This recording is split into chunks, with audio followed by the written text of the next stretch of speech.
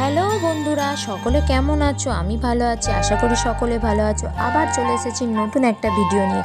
আজ শোনাবো বসুধারা জলপ্রপাতের গল্প। চল শুরু করা যাক।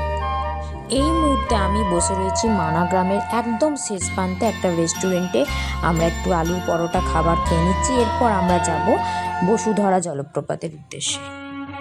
বসুধারা গ্রামে আমরা দেখেছি গণেশ গুহা, ব্যাস গুহা, কেশব প্রয়াগ, ভীমপুল, সরস্বতী ধাম, সরস্বতী নদীর উৎপত্তিস্থল আর স্বর্গরাহিনীর পথ।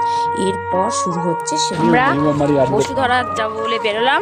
10টা বাজে এখন, একটু বেলা হয়ে গেল, একটু সকালে বেরোলে ভালো হতো। খাওয়া দাওয়া করে নিয়ে দেখি কতটা যেতে পারি, পুরোটা যেতে পারবো কিনা। এই হলো শেষ চায়ের বা খাবারের দোকান। এরপর শুরু হচ্ছে শুধুই ধুধু পান্তর, দুপাশে পাহাড় আর সামনে দিয়ে মাঝখানে একটা সরু বসুধারা যাচ্ছি। দুপাশের সৌন্দর্য বলার কথা নয়, এত অপূর্ব, যেদিকে দেখাচ্ছি সেদিকেই সুন্দর। এই সৌন্দর্য ভাষায় প্রকাশ করা বা দেখানো সম্ভব নয়। পুরো মনে হচ্ছে স্বর্গে এসে গেছি। জানি না বসুধারার সামনেটা আবার কেমন হবে, দেখা যাক বসুধারা পর্যন্ত পৌঁছাতে পারি কিনা। যদিও ট্রেকটা খুব টাফ, প্রায় 6 কিলোমিটার। চলো। উত্তরাখণ্ডের বদ্রীনাথের কাছে অবস্থিত বসুধারা 400 ফুট বা 145 মিটার উঁচু থেকে নেমে আসা একটি মনোমুগ্ধকর ও পবিত্র ঝর্ণা। বদ্রীনাথ থেকে 10 কিমি দূরে অবস্থিত এই জলপ্রপাতে পৌঁছানোর জন্য মানা গ্রাম থেকে প্রায় 6 কিলোমিটার দুর্গম পাহাড়ি পথ পাড়ি দিতে হয়। স্থানীয় বিশ্বাস অনুযায়ী এই জল কেবল পুণ্যবান মানুষদের গায়েই পড়ে। বদ্রীনাথ মন্দির থেকে 4 কিমি দূরে অবস্থিত ভারতের শেষ গ্রাম মানা, আর মানা গ্রামের ভিতর প্রায় 1.5 কিলোমিটার হেঁটে ভীমপুল। সেখান থেকে জলপ্রপাত পর্যন্ত 6 কিলোমিটার পথ হেঁটে যেতে সময় লাগে প্রায় 3 থেকে 4 ঘন্টা। এই ট্রেকিং রুটে দারুণ আবহাওয়ার পাশাপাশি চৌখাম্বা, নীলকণ্ঠ এবং বালাসোর পর্বতের অপরূপ দৃশ্য দেখা যায়। কেন এটাকে স্বর্গে যাওয়ার রাস্তা বলবে না? উফ, এরকম সৌন্দর্য। শীতকালে 6 মাস এখানে সাদা বরফের চাদরে ঢাকা পড়ে যায়, তখন এই রাস্তাও থাকে না। সামনে যতই এগোতে থাকছি ততই বাড়তে থাকছে শারীরিক কষ্ট, আর তার সঙ্গে বাড়তে থাকছে প্রাকৃতিক শোভা। সে যেন ক্রমবর্ধমানের মতো বাড়তেই থাকছে, প্রতিটা বাঁকের নতুন নতুন সুন্দর। এই গ্রামের শেষ প্রান্ত থেকে শুরু হয় এমন একটি পথ যাকে ঘিরে হাজার হাজার বছর ধরে মানুষের কৌতূহল একটুও কমেনি। আজও সেই পথে দাঁড়ালে চারিদিকে শুধু বরফে ঢাকা পাহাড়, হিমশীতল বাতাস আর এমন এক নীরবতা যেখানে নিজের হৃদস্পন্দন স্পষ্ট শোনা যায়।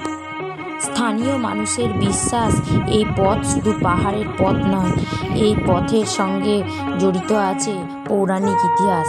সেই ইতিহাস জানতে গেলে আমাদের ফিরে যেতে হবে হাজার হাজার বছর আগের কাহিনীতে, সেই মহাভারতের যুগে। মহাভারতের যুদ্ধ শেষ হবার পর পাণ্ডবরা রাজ্য, ক্ষমতা এবং সমস্ত পার্থিব মোহ ত্যাগ করে উত্তরের এই হিমালয়ের পথে যাত্রা শুরু করেন। মানা গ্রামের শেষ প্রান্তে পৌঁছানোর পর সামনের পথ আরও কঠিন হয়ে ওঠে তাদের। যতই সামনে এগোতে থাকেন ততই কমে যায় মানুষের চিহ্ন, আর বাড়তে থাকে শুধু পাহাড়ের নীরবতা। আজও মানা গ্রাম থেকে কয়েক কিলোমিটার দূরে রয়েছে এই বসুধারা ঝর্ণা।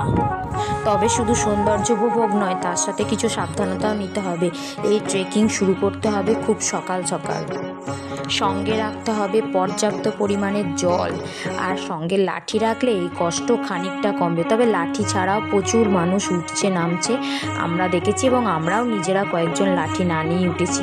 তবে এই গ্রামের শেষ থেকে যে 6 কিলোমিটার রাস্তা, এখানে কোনো দোকান, খাবার, জল কিচ্ছু পাওয়া যাবে না, তাই জলটা কিন্তু নিজেদের সঙ্গে করে নিয়েই উঠতে হবে।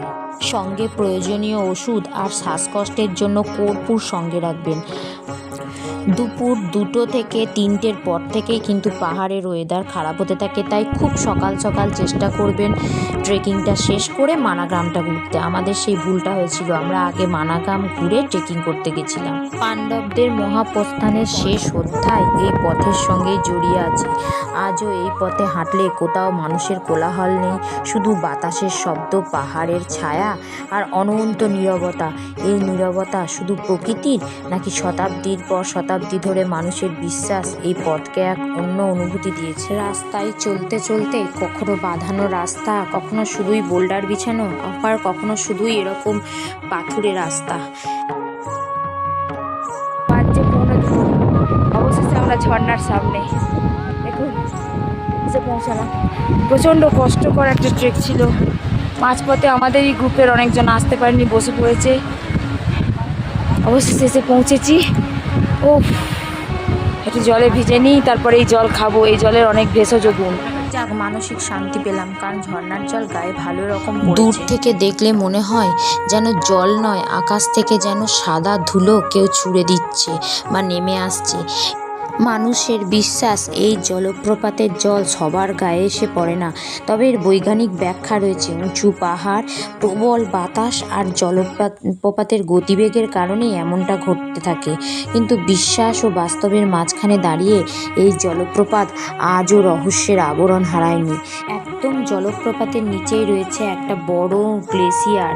নদীর ওপরে এই যে বরফ গলে গেছে, তবে এই গ্লেসিয়ারও আমরা লাঠি ধরে পার হয়ে গেছিলাম। এই দেখুন, অনেকেই পার হয়ে যাচ্ছে একদম জলপ্রপাতের নিচে। তবে এই গ্লেসিয়ারের আগে দাঁড়ালেই যথেষ্ট জলের কণা আপনাদের গায়ে পড়বে, সেটা থেকেই প্রমাণিত হবে আপনি পুণ্যবান না পাপী। প্রচলিত কাহিনী অনুযায়ী এই ঝর্ণার নিচে পঞ্চ পাণ্ডবের মধ্যে শেষ পাণ্ডব সহদেব মারা গেছিলেন। আবার আর একটা কাহিনী অনুযায়ী এই ঝর্ণার পাশে পঞ্চ পাণ্ডব দ্রৌপদী সহ বিশ্রাম গ্রহণ করেছিলেন, যেটা আপনাদের বিশ্বাস করতে ইচ্ছে হবে। মানাগ্রামে ঘুরতে আসা 100 জন মানুষের মধ্যে হয়তো 20 থেকে 15 জন এই ঝর্ণা দেখতে আসে, আর বাকিরা মানাগ্রাম অবধি ঘুরেই ফেরত যায়। কারণ এই এক ঝর্ণা পর্যন্ত পৌঁছানোটা প্রচণ্ড কঠিন, এমনকি কেদারনাথের শক্ত ট্রেকের থেকেও মনে হয়েছিল কঠিন। আমরাই প্রচণ্ড হাঁপিয়ে এই ঝর্ণা পর্যন্ত পৌঁছে।